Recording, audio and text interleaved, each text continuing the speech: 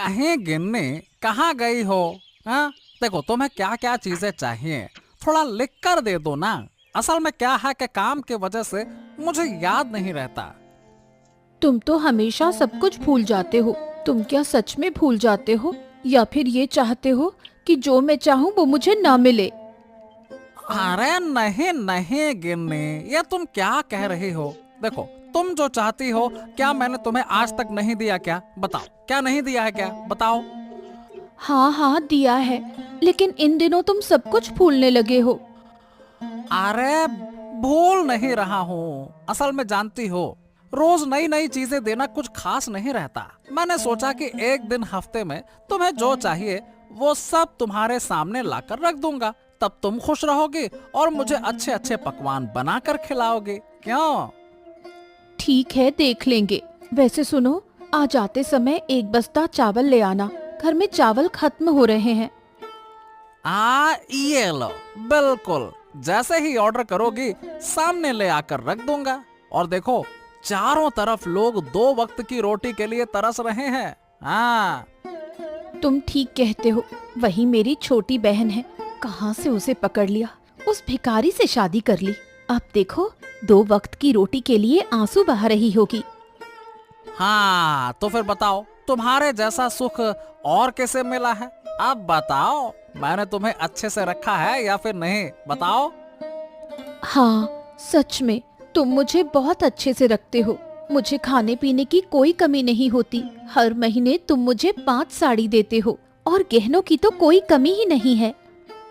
हाँ, और तुम्हारी बहन? हाँ, अरे उसे तो साल भर में एक कपड़ा भी नहीं मिलता।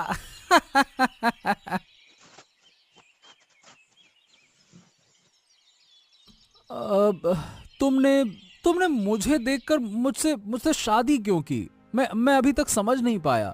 आज तक तुम्हारी कोई इच्छा मैंने पूरी की है?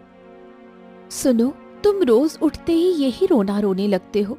मैंने तुमसे पहले ही कह दिया था, मुझे पैसा दौलत या किसी चीज का कोई मोह नहीं है। मैंने सिर्फ एक अच्छे दिल के इंसान को चाहा था। मैं इसी के लिए हमेशा ऊपर वाले से दुआ करती थी, और इसीलिए मैंने तुमसे शादी की। अरे तो पसंद का कोई तरीका भी तो होना चाहिए था। अगर मैं तुम्हारी जगह होता ना, तो मैं कभी भी खुद को पसंद नहीं करता। हाँ। तुम तो मुझे भी पसंद नहीं करते, ये बात तो तुम्हारी बातों से ही समझ आ जाती है। अरे ये क्या कह रही हो तुम? ये देखो, तुम रोज उठते हो और मुझे यही बातें सुनाते हो। इसी बात से समझ आता है कि शायद तुम मुझे छोड़कर किसी और से शादी करना चाहते हो।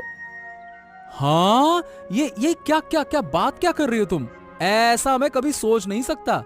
असल में जब कोई आदमी अपनी पत्नी को ना बहुत सी चीजें देता है तो मुझे बहुत दर्द होता है। मैंने तुम्हें 6 महीने पहले एक साड़ी दी थी, वही अब तक पहनी हुई हो। मुझे ज्यादा कुछ नहीं चाहिए। जो कुछ भी है उसमें मैं खुश हूँ। मैं सिर्फ तुम्हारे साथ इस घर में शांति से अपना जीवन बिताना चाहती हूँ। कोई घर में है? एक बार बाहर आओ। क्या हुआ? क्या चाहिए यहाँ? मैं कब से रास्ते पर चल रही हूँ। तू मुझे दया करके थोड़ा पानी दे दे। मुझे बहुत तेज प्यास लगी है। जैसे ही बड़ा घर देखा, पानी मांगना शुरू कर दिया। फिर पानी के नाम पर क्या क्या मांगोगी? इसका कोई ठिकाना है? नहीं, मैं कुछ नहीं मांगूंगी। मुझे सिर्फ थोड़ा पानी चाहिए। मुझे सच में बहुत प्यास लगी है। अब मैं और नहीं चल सकती। पानी वानी कुछ नहीं है, तुम यहाँ से चली जाओ। तू ऐसा क्यों बोल रही है? मैं तो तुझसे मदद लेने आई थी। ऐसे बहुत से भिखारी आते हैं, पहले पानी मांगते हैं, फिर खाना मांगते हैं, फिर पैसे मांगते हैं, फिर ऐसा बर्ताव करते हैं जैसे सारा सामान हमारे पास रखा हो। ऐसा मत कह, मैं ऐसी नहीं हूँ। अगर तू मुझे पानी देगी तो मैं तुझे बहुत आशीर्वाद दूंगी। क्या मैं उन आशीर्वादों को खा लूंगी? चुपचाप यहाँ से चली जाओ, अपना समय बर्बाद मत करो। ठीक है, मैं जा रही हूँ, लेकिन याद रखना, जिस तरह से तू मुझसे पेश आई है, यही बर्ताव लोग कभी नहीं भूलेंगे।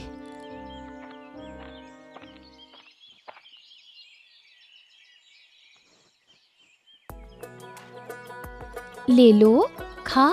तुम लोग नहीं खाओगे तो क्या होगा? तुम्हारे लिए सुबह से बहुत सारा खाना रखा है, खा लो ना।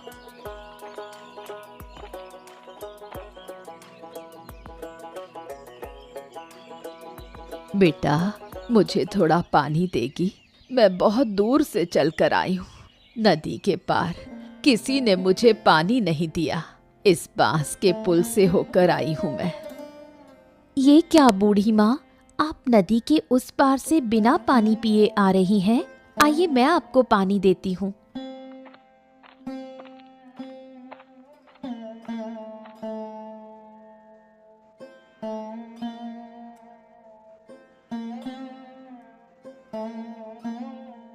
आहा, बहुत शांति मिली है बेटा। सच में इतनी शांति मुझे पहले कभी नहीं मिली। पर आपको रास्ते में किसी ने पानी क्यों नहीं दिया? मुझे तो यही समझ में नहीं आ रहा। पानी देने में तो पैसे नहीं लगते। ये बात हर कोई नहीं समझता बेटा। मैं नदी के पार एक बड़े घर में गई थी। वहाँ की बहू ने मुझे दूर धक्का दे दिया। अरे समझ गई, बहन ने आपके साथ ऐसा बुरा व्यवहार किया। बहन? वो तुम्हारी बहन है क्या? हाँ बूढ़ी माँ, वो मेरी अपनी बहन है। उसकी शादी बड़े घर में हुई है। वो बहुत अमीर है। अमीर हो सकती है, लेकिन उसका दिल बहुत छोटा है। किसी की परवाह नहीं करती। जो असहाय लोगों की मदद करनी चाहिए, वो नहीं समझती। तू तो बहुत अच्छी है बेटा। तू इस झोपड़ी में रहती है, लेकिन तेरा दिल बहुत बड़ा है। मैं आशीर्वाद देती हूँ बेटा, तुम लोग हमेशा खुश रहो। आप अब कहाँ जाएंगी बूढ़ी माँ? मेरे पास कोई जगह नहीं है। मैं रास्ते रास्ते घूमती रहती हूँ। देखती हूँ कि कहीं वृद्धाश्रम में जगह मिल जाए। अब मैं चलती हूँ बेटा, तुम लोग अच्छे से रहो।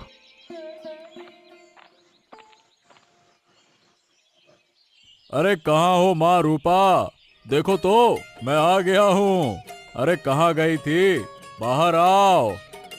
ओहो, तुम आ गए हो? मुझे विश्वास नहीं हो रहा। सच में तुमने मुझे बहुत बड़ा तोहफा दिया है। आओ आओ, मेरे बड़े घर में आओ। वाह, तुम्हारे घर में आकर कितना आरामदायक महसूस हो रहा है। तुम सोच भी नहीं सकती, मेरा दिल बार बार तुमसे मिलने का करता है। हाँ, मैंने तुमसे कितनी बार कहा है, अकेले मत रहो, हमारे घर में आकर रहो। देखो, इस बड़े घर में हम सिर्फ 2 लोग रहते हैं। तुम्हारे आने से कोई परेशानी नहीं होगी। अरे नहीं माँ, वो नहीं हो सकता। बेटी के घर में आकर रहने पर लोग क्या कहेंगे बताओ? हाँ, तुम कैसी हो? हम लोग अच्छे हैं बापू। तुमने मुझे अच्छा घर दिखाकर शादी करवा दी, लेकिन हाँ, वो तो सही है कि तुम खुश हो। हाँ, अच्छी बात है। हाँ, यही तो चाहिए था। तुम लोग खुश रहोगे तो मैं खुश रहूंगा। हाँ बापू, मैं बहुत खुश हूँ। मुझे हर चीज बिना मांगे मिल जाती है। अच्छा बापू, अब बताओ, अचानक यहाँ आना कैसे हुआ? अरे हाँ, असल बात तो बताना ही भूल गया। दरअसल मैंने एक दावत रखी है, तो तुम सभी लोगों को आमंत्रित कर लो। हाँ। सभी का मतलब बहन भी आएगी क्या? उनके घर अभी नहीं गया। सच कहूँ तो अब वहाँ जाना अच्छा नहीं लगता, लेकिन क्या कहें, जाना पड़ेगा। अब किसे समझाएं माँ। सही है बापू, तुम्हारी छोटी बेटी जो घर से बाहर गई है, 2 वक्त की रोटी भी सही से नहीं खा सकती। छोड़ो इन बातों को, अब मुझे बहुत भूख लगी है। अब 2 प्लेट खा लूं, फिर उनके गरीब घर जाना होगा। हाँ बापू, तुम बैठो, मैं तुम्हारे लिए खाना लाती हूँ।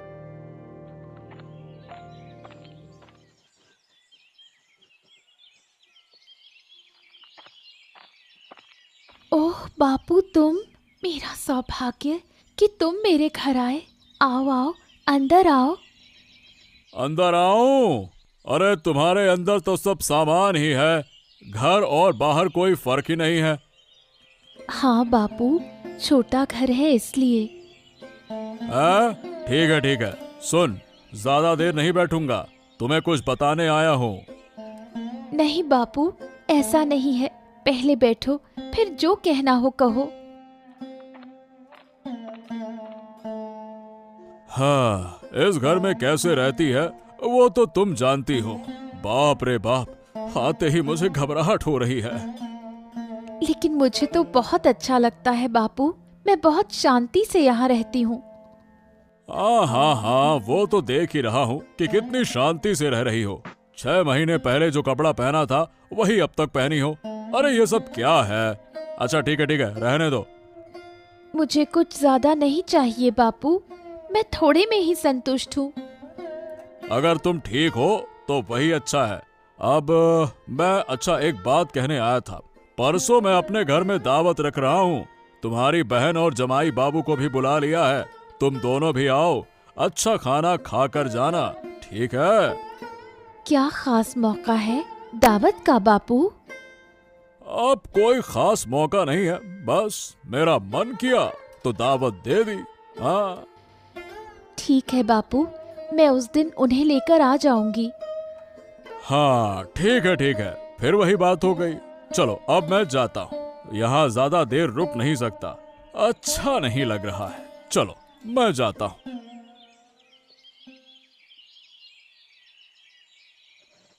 कहाँ दर्द हो रहा है बेटा, मुझे बताना, कहाँ दर्द हो रहा है तुझे? माँ, सिर में बहुत दर्द हो रहा है, पेट में भी बहुत तकलीफ हो रही है, मुझे कुछ दवाई दे दे माँ, मैं दवाई खाऊं तो तुरंत ठीक हो जाऊंगी। बेटा, मैं दवाई खरीदने के लिए पैसे नहीं जुटा सकती, तू थोड़ा आराम कर, मैं पहले निखिल दा के घर जाकर पैसे लेकर आती हूँ। निखिल दा मुझे जरूर मदद करेंगे। ठीक है माँ, जल्दी आना।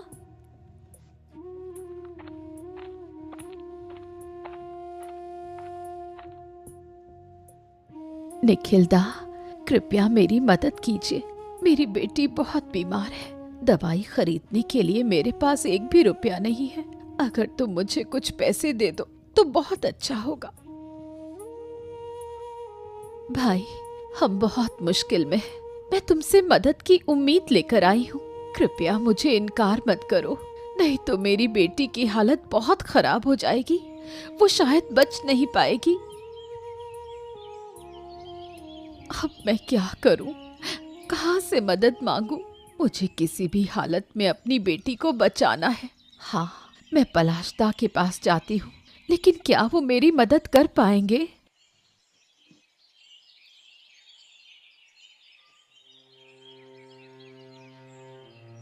पलाशदा, घर पर हो क्या?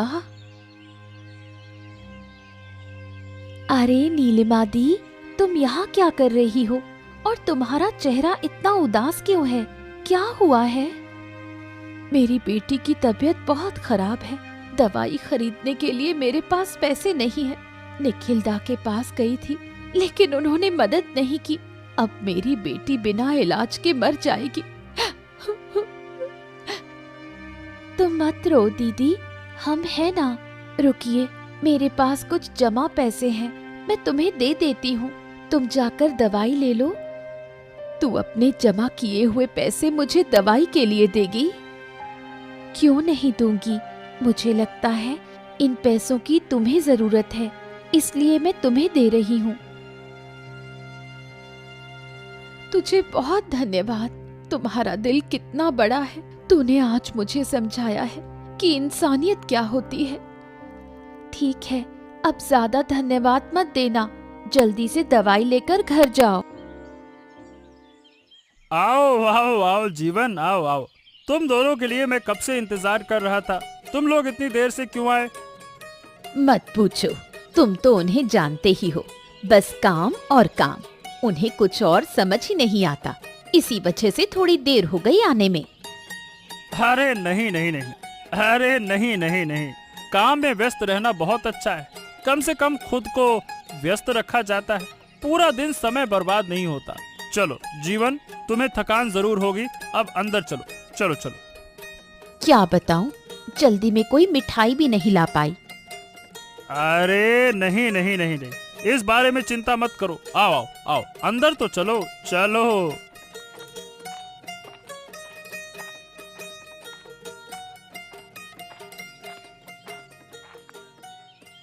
कैसे हो बाबू? तबीयत कैसी है? हाँ ठीक हूँ ठीक हूँ। क्या बात है, तुम्हें आने में इतना समय क्यों लगा? क्या कर रहे थे? दरअसल बाबू, मेरे घर के पड़ोस में एक बच्ची की तबीयत बहुत खराब थी। हम उसे देखने गए थे तो उसकी माँ ने हमें जाने नहीं दिया। अरे बाबू, क्या कोई हमारे साथ इस तरह व्यवहार करता है? नहीं बाबू, असल में हम उनकी फैमिली को बहुत प्यार करते हैं, इसी वजह से हमें आने में देर हो गई। ठीक है, अब ज्यादा बात मत करो। तुम दोनों के लिए घर के पास वाले होटल में एक जगह करवाई है, अब जाओ वहाँ आराम करो। ठीक है बाबू, हम वहाँ जा रहे हैं।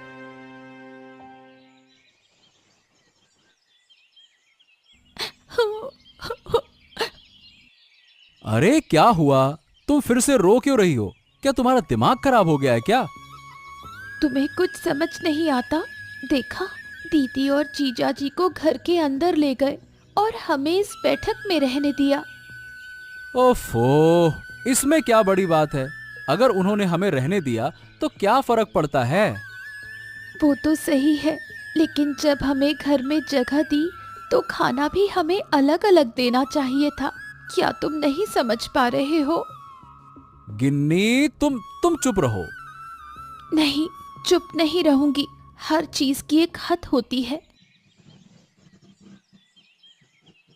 अरे रुको, रूपा, बड़ी बहू को मछली का बड़ा सिर दो। कितनी मेहनत से मैंने उसे बाजार से लाया है, दो। हाँ बाबू, ये लो। और ये दीपा, तेरे पति ने कभी इतनी बड़ी मछली नहीं खाई है। देख, एक ही जगह दो खा ले, कब फिर मौका मिलेगा ऐसा खाने का? हाँ?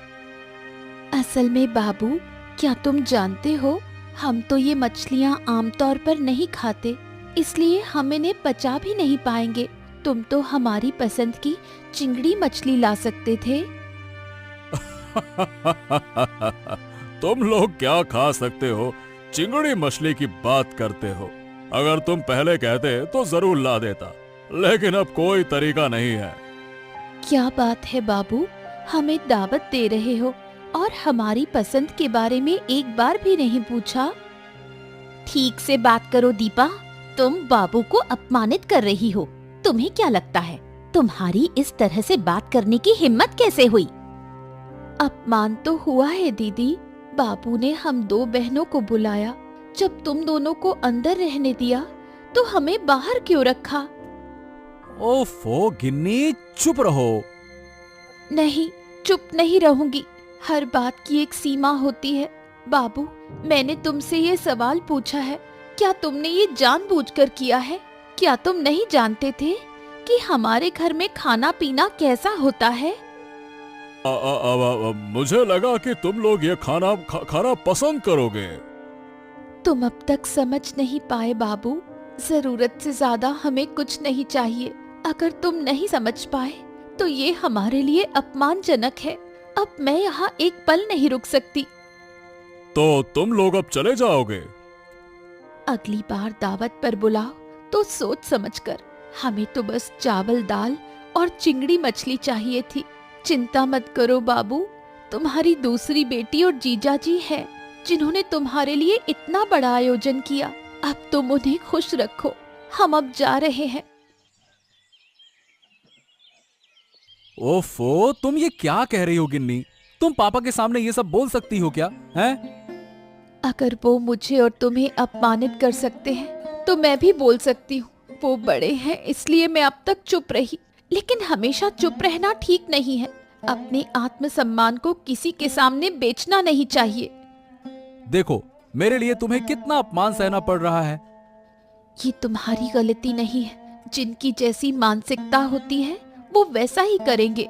चलो, दिन भर से कुछ नहीं खाया, घर में मैंने झींगा मछली तल कर छोड़ी है। 2 कटोरी चावल डालकर फिर झींगा मछली से आराम से खा लेना। अरे बाबा, आप यहाँ? अब नहीं नहीं नहीं नहीं, नहीं आकर मैं रह नहीं सका। असल में मैंने तुम दोनों के साथ बहुत गलत व्यवहार किया है।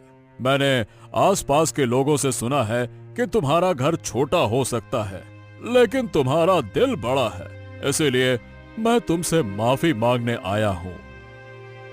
अरे अरे, ये क्या कह रहे हैं बाबा आप तो बड़े आदमी हैं, हमसे माफी क्यों मांगेंगे? ऐसा मत कहिए, ऐसा मत कहिए। अब देखो, आज दोपहर मैंने जो व्यवहार किया, आहा, हमने उन बातों को अब सोचा भी नहीं है। आप इन सब बातों को भूल जाइए।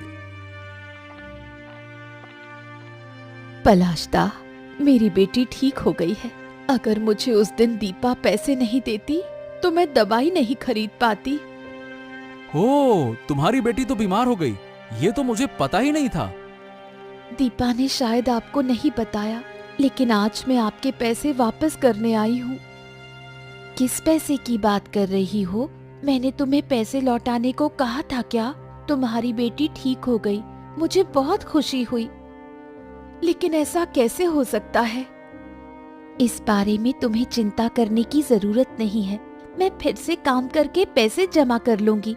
तुम अपनी बेटी का ध्यान रखना। सच में माँ, मैं हैरान हूँ तुम्हें देखकर। तुम गरीब होते हुए भी दूसरों की मदद कर रहे हो। मुझे तुम पर गर्व है।